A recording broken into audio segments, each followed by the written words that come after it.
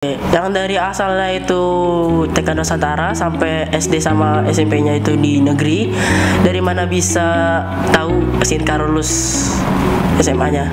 Oke, jadi kayak pas masa-masa peralihan dari SMP ke SMA gitu ya, pastinya kita waktu itu banyak banget untuk cari-cari info tentang sekolah menengah atas yang ada di Provinsi Bengkulu.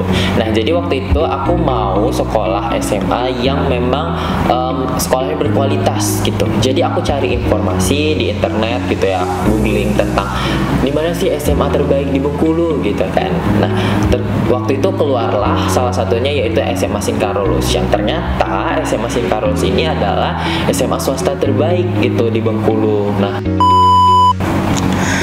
Halo guys, welcome back to SMPC Hub Podcast. Sekarang di depan saya ini sudah ada abang-abangan SMA yang menjadi tamu kita hari ini. Oke, silakan perkenalkan dirinya, Kak. Oke, sebelumnya terima kasih aku udah diundang di podcast ini. Thank you banget untuk SMP Sinkarolus gitu ya. Perkenalkan, namaku Dani Putra Febriansyah, biasanya dipanggil Dani gitu, dari SMA Sinkarolus. Oke, sekarang Kak Dani kelas berapa? Sekarang kelas 12, udah fase akhir-akhir masa SMA nih. Ya. Kak Dani dulu atau TK, SD sama SMP-nya di Karolus juga atau di tempat lain? Oke, berbicara tentang pendidikan, sebelumnya aku belum pernah bergabung di sekolah Tara Kanita waktu TK, SD, atau SMP. Nah, waktu itu aku TK-nya TK Nusantara, SD sama SMP-nya itu SD dan SMP negeri yang ada di Bengkulu, yaitu SD 16 sama SMP 5 negeri. Jadi baru SMA ini coba di sekolah Tara Kanita gitu. Oke, yang dari asalnya itu TK Nusantara sampai SD sama SMP-nya itu di negeri, dari mana bisa tahu Sinka lulus SMA-nya? Oke, jadi kayak pas masa-masa peralihan dari SMP ke SMA gitu ya, pastinya kita waktu itu banyak banget untuk cari-cari info tentang sekolah menengah atas yang ada di Provinsi Bengkulu. Nah, jadi waktu itu aku mau sekolah SMA yang memang sekolahnya berkualitas gitu. Jadi aku cari informasi di internet gitu ya, googling tentang di mana sih SMA terbaik di Bengkulu gitu kan. Nah, waktu itu keluarlah salah satunya yaitu SMA Sinkarolus, yang ternyata SMA Sinkarolus ini adalah SMA swasta terbaik gitu di Bengkulu. Nah, SMA swasta terbaik ini jadi jadi alasan aku juga untuk bisa masuk di SMA Sinkarolus. Dan waktu itu SMA Sinkarolus ini juga sudah terakreditasi unggul, sama aku juga lihat di media sosialnya banyak banget lulusannya atau alumninya itu yang memang berkuliah di perguruan tinggi yang berkualitas. Jadi ini juga alasan aku untuk bisa gabung ke SMA Sinkarolus. Oke, selain alasannya karena halal tadi, ada alasan lainkah atau cuma itu aja?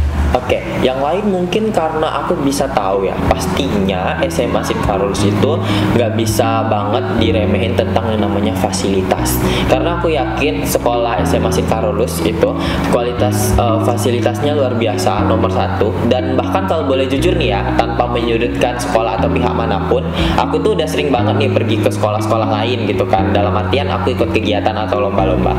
Tapi sekolah terbaik di Bengkulu dari segi fasilitasnya, dari segi pelayanan, kebersihannya, itu menurut aku SMA Sinkarolus juaranya. Itu sih. Oke. Prestasi keadaan ini dari yang saya dapatkan itu banyak kan. Terakhir tuh kalau nggak salah terpilih jadi parlemen remaja. Selain itu apa lagi? Oke, jadi alhamdulillah akhir-akhir ini tuh aku dapat kesempatan, tepatnya waktu September 2024 itu berangkat ke Bogor sama Jakarta untuk ikut Parlemen Remaja 2024. Itu kegiatan edukasi politik dan demokrasi untuk siswa-siswi SMA sederajat se-Indonesia resmi dari DPR RI. Selain itu aku juga ada prestasi lainnya yang memang ada atau berdiri di bidang-bidang kebahasaan atau komunikasi gitu, kayak misalnya juara-juara lomba debat gitu, atau juga aku memegang gelar sebagai duta genre atau generasi berencana Indonesia tahun 2024 gitu. Tadi salah satunya yang juara debat ya? Iya, benar. Oke, kemarin kalau nggak salah Kak Dani itu ada juga waktu di lomba bulan bahasa, Kak Dani jadi juri debat gitu. Iya, Kalau nggak salah. benar. Jadi aku tuh biasanya tuh juga sering gitu ya diundang jadi juri di luar-luar sana. Kayak misalnya aku diundang jadi juri lomba pidato, lomba penyuluhan. Aku sih fair-fair aja ketika misalnya aku dianggap berkompeten untuk bisa menjadi tim penilai itu. Tapi kemarin aku tuh agak shock sebenarnya ketika dapat undangan kamu ditugaskan untuk bisa jadi tim penilai lomba bulan bahasa, lomba debat di SMP Sinkarolus ya waktu itu. Nah, karena aku merasa aku masih siswa, terus aku masih berproses juga di lomba-lomba debat ini. Tapi setelah aku pikir-pikir lagi, karena ini juga lombanya internal gitu ya SMP Karolus, jadi kayak nggak apa-apa, ini kesempatan aku untuk sharing pengalaman kegiatan aku ke adik-adik yang ternyata aku juga punya lebih dari 12 pengalaman di dunia debat gitu. Iya, oke. Dari sekian banyaknya prestasi Kak Dani, pasti ada prestasi yang sampai ke tingkat nasional dan katanya Kak Dani itu menang gitu kan. Apa perasaan Kak Dani waktu ikut lomba-lomba tingkat nasional dan bisa menang? Oke, baik. Menang kalah itu sebenarnya relatif, tergantung kita memaknainya seperti apa. Nah, jadi ketika aku dapat kesempatan misalnya menang, kayak misalnya Duta Genre ke tingkat nasional waktu itu ke Semarang, Oktober 2023, aku dapat juara harapan 1, itu senang banget karena bisa mewakili Bengkulu gitu, untuk merepresentasikan kalau Bumi Rafflesia tuh punya pemuda-pemudi yang memang memiliki kualitas. Jadi kayak aku mendapatkan rasa suatu kebanggaan lah kalau misalnya dapat juara di tingkat nasional gitu. Oke. Awal mula Kak Dani itu bisa berprestasi sampai lebih dari berapa pengalaman di debat aja itu 12 lebih. Pasti kalau campur yang lain tuh banyak banget. Awal mulanya tuh dari mana sih Kak? Oke. Jadi awal mulanya aku tuh suka banget anaknya untuk coba-coba hal baru gitu. Nah, waktu itu ini untuk di SMA ya. Di SMA itu waktu aku mulai lomba-lomba sejak kelas 10. Waktu itu orang-orang tuh mungkin ada yang mikir kayak ngapain sih pada ikut kegiatan-kegiatan atau lomba-lomba padahal kan masih kelas 10 gitu. Terus aku bilang kayak ya kenapa enggak gitu. Jadi lomba pertama yang aku ikutin waktu itu FLS2N cabang monolog. Waktu itu online karena masih peralihan 2022. Jadi waktu itu aku kalah karena memang juga aku masih persiapannya kurang matang gitu ya. Tapi it's okay, aku nggak langsung menyerah gitu aja. Aku langsung coba-coba lomba-lomba yang lain. Bahkan kayak habis itu aku langsung ikut lomba debat tingkat kota dari MGMP Kota Bengkulu dan alhamdulillah langsung dapet juara 2. Nah, sejak saat itu aku dapat amanah lagi nih untuk ikut lomba-lomba debat dan seterusnya, dan alhamdulillah sering banget juara bareng tim. Dan kemarin juga dapat kesempatan 2 kali beruntun untuk bisa mewakili wilayah Bengkulu ke Olimpiade Sains Tarakanita Nasional cabang lomba debat tuh. Oke, jadi mulainya tuh sejak SMA kelas 10. Ya, kelas 10 udah mulai kalau itu. Oke. Aku penasaran kan, setiap manusia kan pasti punya hobi. Nah, hobi Kak Dani sendiri tuh apa? Oke, jadi hobi aku tiada lain tuh biasanya identik banget sama aku dengan kepenulisan atau menulis sama membaca gitu kan. Itu emang aku suka banget. Dan aku juga alhamdulillahnya udah nerbitin 5 buku solo yang ber-ISBN gitu kan, sama puluhan buku antologi lainnya. Nah, ini juga jadi hobi aku banget sejak SD menulis gitu ya. Nah, sama aku juga suka untuk memanfaatkan media sosial aku untuk bisa jadi content creator sekaligus nge-influence teman-teman gimana caranya sesimpel jadi remaja ataupun pelajar yang produktif gitu kan, atau sharing-sharing info tentang dunia pembelajaran yang ada di sekolah, atau share tips and trick gimana caranya teman-teman bisa berprestasi atau ikutin kegiatan-kegiatan bermanfaat di masa remaja. Oke, jadi Kak Dani punya medsos? Iya. Share dong Kak.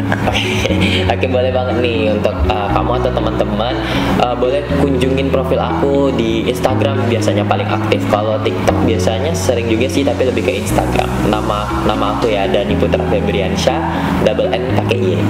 Aduh. Oke.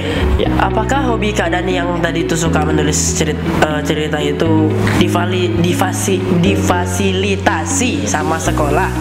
Iya, jadi segala kegiatan aku aku gitu kan, segala keinginan ataupun minat bakat aku itu sangat difasilitasi sama sekolah gitu. Kebetulan juga karena aku udah SMA gitu ya, karena menulis itu hobi aku waktu SD atau SMP, SMA juga, cuma SMA aku belum sempat nerbitin buku yang secara pribadi, tapi banyak buku-buku yang antologi, sama juga ikut kegiatan yang memang basicnya itu di komunikasi sama kegiatan sosial gitu, dan sekolah benar-benar mendukung akan hal itu. Kayak sekolah memfasilitasi setiap aku ingin ikut lomba itu selalu untuk dibiayai atau dikasih pendampingan khusus langsung dari pelatihnya didatangkan gitu. Karena aku tahu nih teman-teman di luaran sana banyak banget, aku sering sharing gitu ya, mereka tuh nggak dapat kesempatan yang sama kayak aku di SMA Sin Carolus. Jadi mereka di sekolahnya sering banget kendala, baik itu dari segi pendanaan ataupun segi fasilitas sekolah, itu tuh mereka kurang dapat dukungan. Jadi aku kayak merasa bersyukur banget sih ketika ada di SMA Sin Carolus, support ini benar-benar penuh gitu. Jadi bapak ibu dewan guru, kemudian teman-teman itu benar-benar satu sama lain saling mengasihi untuk mensupport aku, kayak oh kamu harus bisa mengembangkan minat bakat. Terlebih lagi ini memang keinginan aku sendiri tanpa paksaan dari siapapun. Oke. Dari sekian banyaknya prestasi yang Kak Dani raih, pasti banyak pengalaman baru yang Kak Dani rasakan. Apa ada pengalaman yang menarik gitu atau Kak Dani ini mendapatkan prestasi? Oke. Aku nggak tahu ini dikatakan sebagai keberhasilan atau kegagalan ya, karena aku ada pengalaman yang unik banget nih. Aku juga waktu itu masih kelas 11 gitu kan, bulan Oktober kalau nggak salah, sebelum itu Agustus, September atau Oktober sekitar itu ya 2023, aku dapat email sekaligus pengumuman kalau misalnya aku itu terpilih untuk mewakili Bengkulu ke tingkat nasional di 2 lomba atau ajang yang memang ini tuh barengan, waktunya tumburan gitu, jadi kayak tabrakan. Yang satu ikut apresiasi duta genre tingkat nasional, dan yang satu lagi ikut seleksi tingkat akhir pertukaran pelajar ke Amerika, yaitu program Kennedy Lugar Youth Exchange dari Bina Antar Budaya. Jadi kayak waktu itu aku benar-benar sulit untuk menentukan harus ikut yang mana. Ini benar-benar sulit gitu ya, karena aku rasa sebenarnya kita tinggal milih salah satu aja nggak sih untuk bisa raih prestasi. Cuma kalau bisa 2 kenapa enggak gitu kan. Cuma waktu itu udah diusahakan ikut dua-duanya, tetapi juga tetap nggak bisa. Jadi aku pilih salah satu, yaitu ikut seleksi di maksudnya ikut di lomba duta genre tingkat nasionalnya. Padahal menurutku di seleksi pertukaran pelajar itu tuh sangat berpeluang banget, karena waktu itu aku kelas 10 udah coba, terus udah berangkat banget sampai Jakarta, udah seleksi akhir gitu kan, alhamdulillahnya, tapi belum terpilih. Jadi aku coba lagi di kelas 11, ternyata aku lolos lagi ke tingkat nasional, tapi pas mau berangkat ya tumburan tadi. Padahal ini juga banget sangat-sangat didukung banget sama sekolah gitu ya, baik dari bapak ibu guru khususnya yang berkecimpung di kesiswaan ataupun bidang bahasa Inggris untuk yang pertukaran pelajar kemarin. Jadi kayak aku merasa sedih aja sih, tapi ini pengalaman yang menarik. Oke. Terus dari orang tua Kak Dani, apakah sangat-sangat mendukung Kak Dani untuk mencapai semua prestasi itu? Oke, jadi dari orang tua dan keluarga, mereka benar-benar support, benar-benar full untuk mendukung aku. Jadi kayak apapun yang aku mau selagi itu positif, mereka selalu beri kesempatan. Jadi orang tua aku juga paham gitu kan gimana kapasitas anaknya untuk bisa berkembang, dan mereka juga nggak capek-capek untuk sering kasih reminder ke aku kalau misalnya aku udah mulai kewalahan atau misalnya aku udah mulai takut-takut untuk coba lagi. Jadi kayak orang tua aku benar-benar kasih semangat. Oke, apakah ada lomba yang waktu Kak Dani itu mau ikutin tapi dilarang sama orang tua? Ada nggak? Lomba, kayaknya kalau lomba sejauh ini belum ada gitu kan. Cuma kalau organisasi mungkin ada. Jadi kayak waktu itu aku kan selain gabung organisasi di sekolah juga gabung di luar, yaitu salah satunya forum genre. Nah aku ingin coba organisasi-organisasi yang lain, tapi orang tua aku kayak belum mengizinkan karena takutnya belum bisa membagi waktu dengan baik. Dan aku mengiyakan hal tersebut untuk kayak kayak ternyata mungkin memang aku harus lebih belajar banyak lagi tentang manajemen waktu. Oke. Kalau menurut Kak Dani sendiri, mana lebih penting antara prestasi di sekolah atau prestasi di luar? Oke, menurut aku keduanya ini penting ya, kayak karena nggak ada yang bisa kita kesampingkan. Tapi sering banget pro dan kontra di masyarakat sekitar kayak, oh kalau kamu nggak jago di kelas berarti kamu bukan anak yang pintar gitu kan. Padahal ketika misalnya kita menganggap salah satu dari dua itu condong atau dominan, itu juga bukan berarti suatu hal yang baik. Tapi kita juga bisa membebaskan perspektif orang. Sebelumnya disclaimer, tanpa menyudutkan pihak atau pilihan manapun nih ya. Jadi menurut aku dua-duanya tuh penting. Bayangin ketika misalnya kita jadi orang yang pintar di kelas, dapat nilai yang bagus terus, ranking terus, tapi nggak pernah bersosialisasi dengan ikut kegiatan, nggak pernah ikut lomba-lomba di luar. Jadinya kayak, ya rasanya memang benar kita punya pengetahuan yang banyak, tapi rasanya kita minim akan pengalaman dan relasi. Atau kalau misalnya kita sering terlarut ke lomba-lomba terus, ikut kegiatan terus, organisasi terus, tapi nggak memprioritaskan tentang belajar, pada akhirnya juga ya kita banyak relasi aja, tapi nggak punya kapasitas diri. Jadi kayak dua-duanya benar-benar harus diimbangi. Dan aku juga lagi belajar untuk selalu memprioritaskan kedua ini biar tetap balance. Oke. Dari sekolah sendiri apakah benar-benar mendukung Kak Dandi? Tadi kan memfasilitasi. Itu berarti udah pasti mendukung dong. Nah, coba ceritakan salah satu effort dari sekolah yang benar-benar menurut Kak Dandi itu effort banget buat Kak Dandi gitu. Oke. Jadi sekolah itu setiap misalnya aku mau ikut lomba gitu kan, itu biasanya selalu disiapin kayak gitu kan, selalu didukung gimana pun progres anak-anak murid yang ada di sana untuk bisa mengasah minat bakat sama meningkatkan prestasi itu pasti didukung. Salah satu contohnya kayak aku kan suka banget ikut lomba debat gitu kan. Nah waktu itu awal-awalnya tuh guru-guru tuh kayak memberi aku kesempatan untuk ikut lomba debat, tapi kok makin ikut makin sering menang gitu kan. Syukurnya kayak, oh berarti ini alhamdulillahnya emang bakat dan passion aku di sini.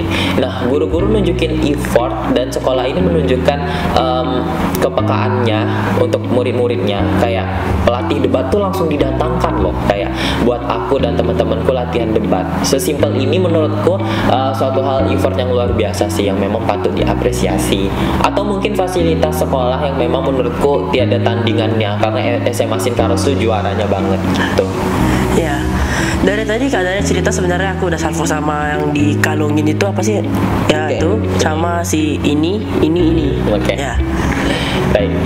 Boleh nih aku sharing-sharing nih. gas kan? Oke, jadi ini adalah slam punk simbolik sebagai aku delegasi dari Bengkulu di acara Parlemen Remaja 2024 tadi. Jadi ini adalah kegiatan dari DPR RI untuk edukasi politik sekaligus demokrasi untuk siswa-siswi SMA sederajat se-Indonesia. Jadi waktu itu tahun ini 2024 itu ada 12.000 pendaftar dari seluruh wilayah yang ada di Indonesia, dan dari Bengkulu itu bakalan diambil cuma 2. Dan alhamdulillah aku terpilih salah satunya. Satu lagi partner aku dari Rejang Lebong gitu. Jadi kayak kami berdua mewakili Provinsi Bengkulu ke tingkat nasional. Ini sebenarnya simbolik aja sih. Kayak misalnya kalau aku sebagai anggota Dewan Parlemen Remaja 2024. Jadi di sana kita belajar edukasi politik sekaligus role play secara nyata, kayak oh gini kinerja atau cara kerja dari DPR itu sendiri. Kayak waktu itu aku dapat tugas jadi ketua kunjungan kerja ke IPB University. Jadi kayak memang aku langsung ke IPB gitu kan. Kayak aku jadi ketua kunjungan kerjanya kayak DPR banget. Kita lakukan sidang di universitas itu gitu. Ya. Tuh sama juga yang ini tadi, ini ada buku kumpulan esai Parlemen Remaja Generasi Cerdas Pendidikan Berkualitas Mewujudkan Indonesia Emas. Jadi kayak semua esai-esai peserta yang lolos tuh ada di sini, yang 138 tadi. Oh, itu dijual atau cuma buat yang itu aja, yang ikut? Kayaknya cuma buat yang terpilih aja deh. Tapi untuk publikasinya teman-teman bisa cek di dpr.go.id. Itu bakalan ada juga kok e-booknya. Oke. Kak Dani, aku mau nanya, Kak Dani ini mohon maaf ya, memang dari awal, dari sejak kecil udah pinter banget, makanya waktu masuk SMA itu sampai sekarang itu bisa berprestasi banyak, atau kayak dari nol terus jadi banyak banget prestasinya gitu. Soalnya temanku ada yang gitu, dia ada dari kecil emang udah pintar banget sampai sekarang masih pintar-pintar.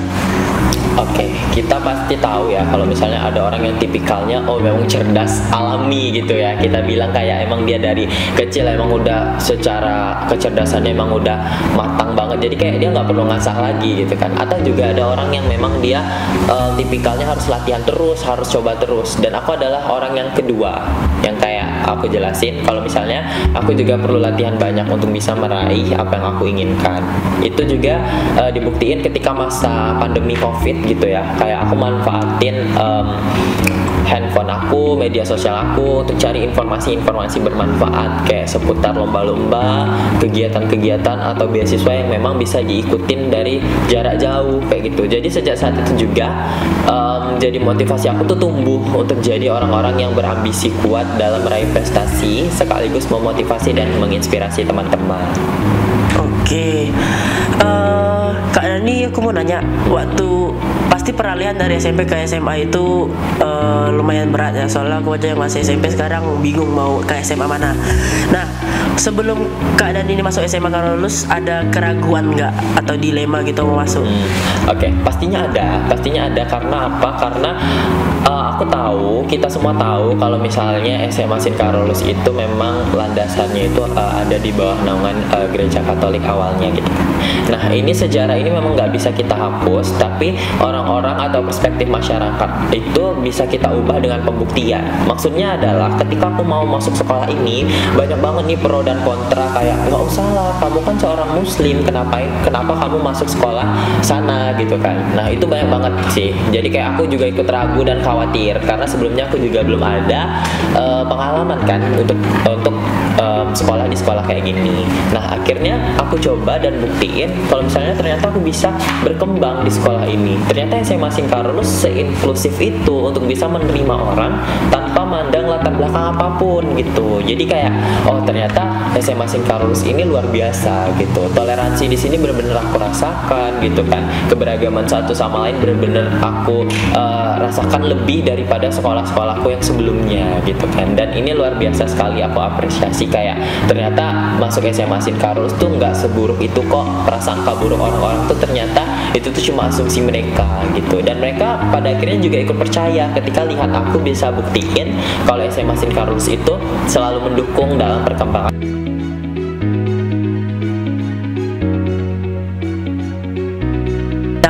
Ini 2 pertanyaan terakhir ya sebelum mengakhiri ini. Dari sekian banyaknya prestasi yang Kak Dani raih, pasti ada cita-cita tersendiri bagi Kak Dani kan? Apa cita-cita yang Kak Dani damba-dambakan, impikan gitu? Oke, berbicara tentang cita-cita, aku rasa aku mikir kayak cita-citaku ingin menjadi orang sukses agar ku bisa bermanfaat bagi orang sekitar. Iya, bermanfaat sekali. Iya, bermanfaat sekali. Gitu sih, maksudnya adalah aku ingin jadi orang yang memang bisa menebarkan kenapa kamu ketawa? Aura-aura positif sekaligus kebermanfaatannya bagi sekitar. Sekalipun orang bilang, kamu tuh dimanfaatin gitu kan. Ya nggak apa-apa, berarti hidupku bermanfaat dong. Enggak ya. Jadi kayak aku secara khususnya mungkin aku bakal tertarik banget berprofesi di masa depan di bidang sosial ataupun di dunia ilmu pemerintahan atau politik. Harapannya bisa berkecimpung di arah sana sih. Oke, jadi cita-citanya ada hubungan sama politik. Oke, untuk mengakhiri podcast ini ya, ini pertanyaan terakhir kayaknya. Apa harapan Kak Dani untuk sekolah ini, untuk sekolah Tarakanita? Oke, baik. Harapan aku untuk sekolah Tarakanita dan SMA Sinkarolus terkhususnya, aku berharap banget semoga sekolah-sekolah ini bisa selalu menjadi wadah yang luar biasa untuk menaungi siswa-siswinya, para anak-anak yang memang bergenerasi cerdas dan berintegritas gitu kan. Karena aku berharap besar kalau sekolah-sekolah di bawah naungan Tarakanita ini bisa selalu mensupport siswa-siswinya, peserta didiknya layaknya sekarang gitu ya, untuk bisa terus meraih prestasi mereka, untuk bisa melahirkan individu-individu berkualitas yang bisa bersaing di masa depan.